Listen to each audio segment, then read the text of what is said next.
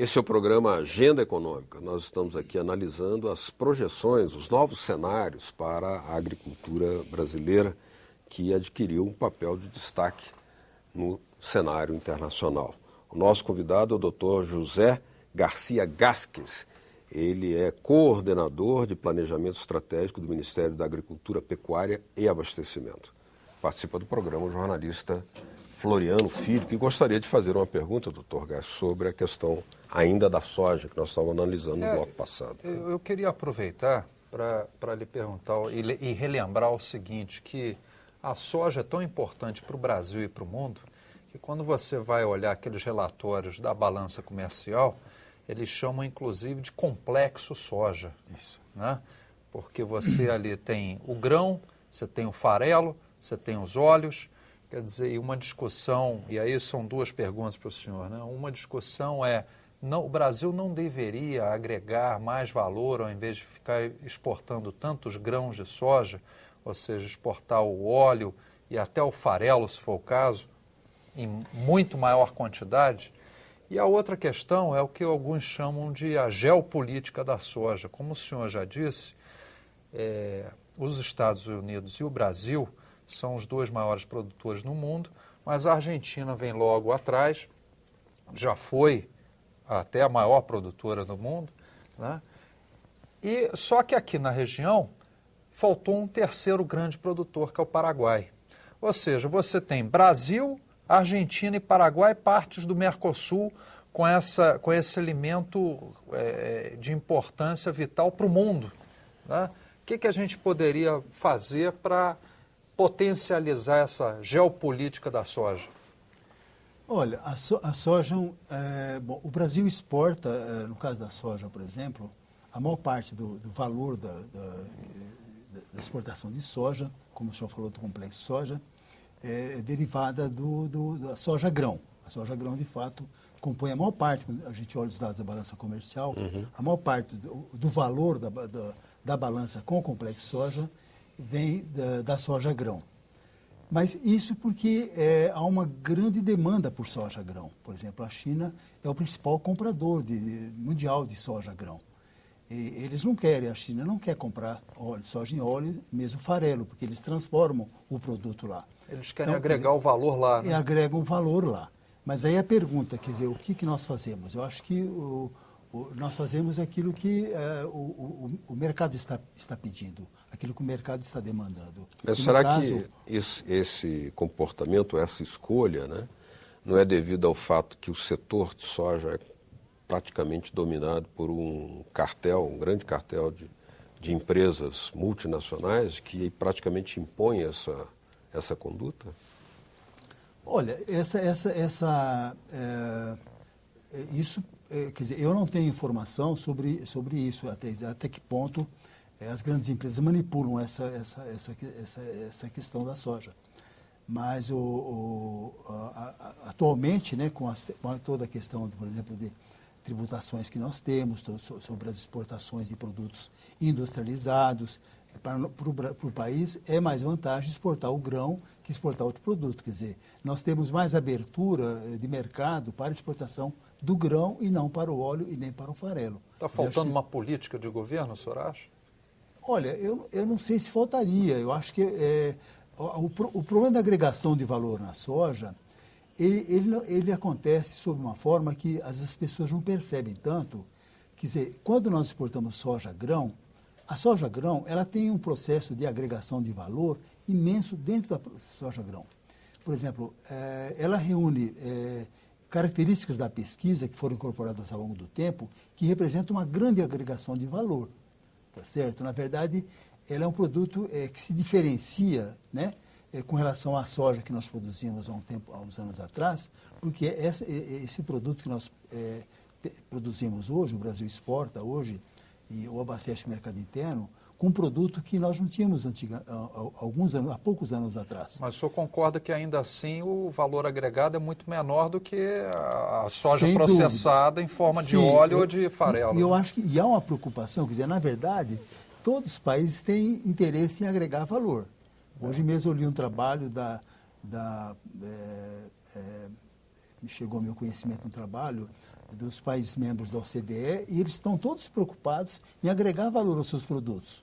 Quer dizer, na verdade, por que isso? Porque à medida que o país ele agrega valor, procura agregar valor, ele gera mais emprego, mais renda internamente. Agora, em relação àquela minha pergunta sobre o perfil das empresas que dominam o setor, né, são praticamente poucas empresas de capital. Pune, Cargill, as 4 ou 5. Monsanto. Isso. Inclusive deixando o mercado sem opção por causa do uso, digamos, impositivo da semente, né? Que é um setor monopólio, a semente transgênica, é um setor oligopolizado, né? O que leva, inclusive, a alta rentabilidade remetida às matrizes dessas empresas, nem fica aqui, né? Isso não é um problema para nós? Não, eu acho que é um problema, acho que é um problema porque nós deixamos de internalizar, né, uma renda que poderia ser internalizada aqui, sem dúvida. Agora, o meu ponto é o seguinte também, que o mercado, né, ele demanda produto, o grão da soja atualmente, né? Seja por, eu não sei se há, por exemplo, essa pressão das empresas, tem algumas empresas que monopolizam esse setor, mas o mercado ele demanda grãos. Então, acho que o Brasil se coloca, né, como um país que fornece aquilo que o mercado está demandando no momento, né? Doutor Gasco, vamos falar um pouco agora da carne, né? Podemos mudar para carne, Floriano, porque acho que é um tema também, né? Eu ainda tinha um negócio sobre soja aí, se permitir. Só uma questão, então que é uma dúvida que eu acho que é importante para nós, que é a questão da água. A soja demanda muita água para o cultivo.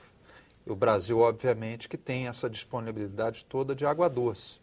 Só que há acadêmicos que alegam que o Brasil, na verdade, quando exporta soja, está exportando água também. Não só porque a água foi utilizada para irrigação, como a própria composição, na própria composição do grão, existe grande quantidade de água. Mas a soja brasileira não é irrigada. A soja brasileira, hoje nós temos no Brasil, fruto da pesquisa, variedades de soja super precoces que elas produzem em 90 dias. Essa soja, por exemplo, o contato dela com o solo é o mínimo possível. Tem sojas mais tardias, tem ciclo de 110 dias, um pouco maior que isso aí. Mas o Brasil é um país que não irriga a soja. E os Estados Unidos também não irrigam a soja. Mas, de qualquer maneira, há necessidade de água. Sim, a necessidade de água, mas veja, a soja é produzida com uma tecnologia hoje, nas áreas que ela é produzida, nas áreas tradicionais, como as áreas do sul, e nas áreas do Cerrado, por exemplo, Mato Grosso e outras áreas do Cerrado, ela é produzida em períodos de tempo que ela só usa água de chuva, tá? A soja não necessita de irrigação por causa disso.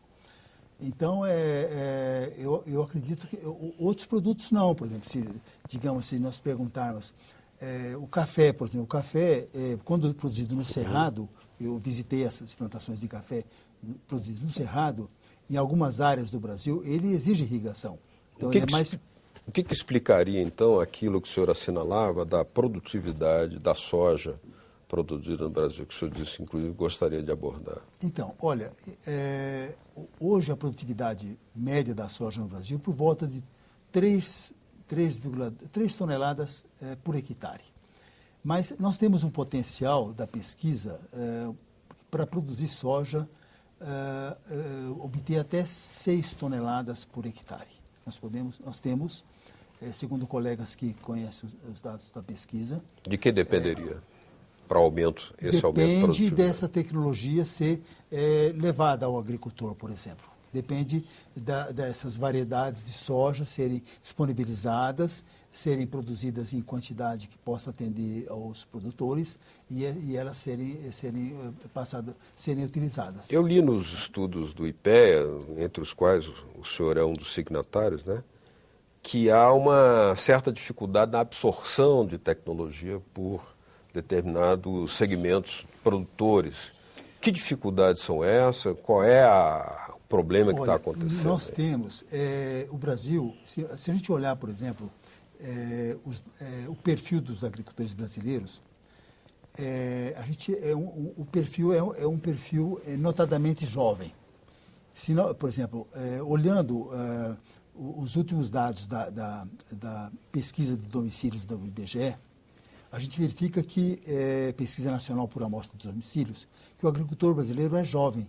A maior parte, mais de 60% dos agricultores brasileiros estão situados na faixa etária entre 15 anos e 50 anos. Enquanto em outros países, na Europa, os agricultores são caracterizadamente mais velhos. Então, esse perfil dos agricultores, e esses agricultores são aqueles que estão hoje presentes nessas áreas novas de expansão recente no Brasil. São pessoas que são muito abertas à tecnologia. A tecnologia moderna ela exige habilidade, exige abertura para assimilar aquela tecnologia, exige algum treinamento das pessoas para poder fazer a operação de máquinas, tratores, colheitadeiras. Então, e temos, por outro lado, nós precisamos também, além desse perfil que os agricultores têm, que é um perfil jovem, a gente tem que ter temos que os agricultores tenham acesso àquela tecnologia. Quer dizer, na verdade, a pergunta que a gente pode fazer é que quantos por cento, né, dos agricultores brasileiros, dos milhões de estabelecimentos que produzem soja ou produzem outros produtos, quais têm acesso à tecnologia. Agora, esse acesso à técnica, a treinamento, isso caberia a uma empresa como a Emater? Sim, hoje a assistência técnica é dada em grande parte há uma parte da assistência técnica é dada pelo governo, né? Nos programas que o governo tem de assistência técnica, de extensão rural, principalmente voltada para a agricultura familiar, né? O governo tem recursos, coloca recursos para a extensão rural em agricultura familiar, mas uma parte importante também da assistência técnica e da orientação agronômica hoje é dada por empresas que operam na agricultura, que prestam serviços, e também uma parte é dada por treinamento, é dado por sindicatos. Quer dizer, os sindicatos estão também bastante atuantes. Eles fazem treinamento de agricultores para diversas operações, fazem treinamento para várias operações de novas máquinas. Tal. Então, a assistência técnica hoje ela não é como nós tínhamos há alguns anos atrás, executada, né, apenas pelo governo. Hoje é executada por um conjunto maior de pessoas que fornecem assistência técnica. Bom, agora nós podemos passar para a carne, né? Que aí envolve o tema da produtividade, também uma série de outros elementos, né? O Brasil é o maior exportador de carne de aves e o quarto de carne suína e, recentemente, tornou-se o maior exportador de carne bovina, isso a partir de 2010. Além disso, o país aumentou sua produção de carne bovina em 42,6% em uma década, enquanto a produção mundial elevou-se para 5,7%, em torno de 5,7%. Em 10 anos, as exportações de carne bovina aumentaram 22,5%, com o Brasil elevando o volume exportado em 274%, de forma que, em 2000, estamos analisando aí o passado, o país representava 8,2% do volume exportado, mundialmente falando. E em 2010, 10 anos depois, figurava como o maior exportador, com uma participação em escala mundial de 25,1%. Como é que o senhor comenta aí essa evolução? Olha, Beto, o Brasil, com relação à carne de boi e carne bovina, nós perdemos, nos últimos 2 a 3 anos, a posição para a Índia. A Índia está se tornando... a Índia tem o maior rebanho mundial. O rebanho bovino no Brasil hoje é por volta de 200 milhões de cabeças, 210 milhões de cabeças. A Índia tem um rebanho hoje de bovinos, 350 milhões de cabeças. E ela é um país que ainda está se tornando muito agressivo no mercado internacional. A partir de 2010, eu acho, nós perdemos a nossa posição na exportação mundial de carnes. Mas o Brasil, nós temos a segunda posição. Quer dizer, É a segunda, o Brasil é a segunda posição. Então. A China é o primeiro país, a Índia é o primeiro país e a China, o Brasil é a segunda posição. O Brasil já foi a primeira. Já foi a primeira, há uns 4 ou 5 anos atrás. Mas nos próximos anos, na próxima década, o Brasil deve continuar também ainda na segunda posição nas exportações mundiais de carne bovina. Em primeiro lugar a Índia, em segundo lugar o Brasil. Agora, salvo engano, o Brasil continua tendo a maior empresa mundial para exportação de carnes, né? Inclusive com linha de financiamento do BNDES, o que demonstra que há uma política setorial aqui no país para estimular esse tipo de comércio exterior. Agora, esse é um jogo pesado também, né? Tanto pesado. É que o senhor acabou de falar esse exemplo da Índia que causa surpresa a muitos por conta até da questão religiosa, né? Porque na Índia a vaca era considerada sagrada, não podia ser morta, e eu acho que eles mudaram alguns padrões lá. Mas, por outro lado, o Brasil recebe muitas críticas também, né? Porque alegam no exterior que o Brasil estaria desmatando para criar pasto para o gado. Como é que o senhor vê essas pressões internacionais que o Brasil sofre nesse mercado tão competitivo e que causa muitas preocupações também na OMC, né, na Organização Mundial do Comércio? Olha, em um minuto. Olha, a pecuária tem passado por um processo de modernização muito elevado, como as lavouras. Tem algum trabalho que mostra que a pecuária, de certo modo, tem se modernizado até mais velozmente que as lavouras. E isso faz com que o rebanho bovino, se a gente olhar, por exemplo, os dados do censo agropecuário, os dados de área de pastagem, no Brasil a área de pastagem se reduziu muito nos últimos anos. Então, embora o rebanho bovino tenha aumentado muitas vezes, a área, nós tínhamos alguns anos atrás 160 milhões de hectares de pastagem. Hoje nós temos, acho que uns 15 milhões a menos. Uhum. Então, no entanto, o rebanho bovino aumentou muitas vezes de lá para cá, nos últimos anos. Então, isso faz com que a produtividade da pecuária seja elevada. Então, acho que é uma coisa importante isso. No próximo bloco, a Agenda Econômica vai continuar examinando aqui, nesse setor agrícola brasileiro, as dificuldades, os obstáculos para manter certas estabilidades políticas e também essa relação entre áreas cultivadas, lavouras e o potencial de exploração com mais produtividade, ou seja, com mais uso intenso de tecnologia, sem criar problemas ao meio ambiente. Continue com a gente aqui no Agenda Econômica.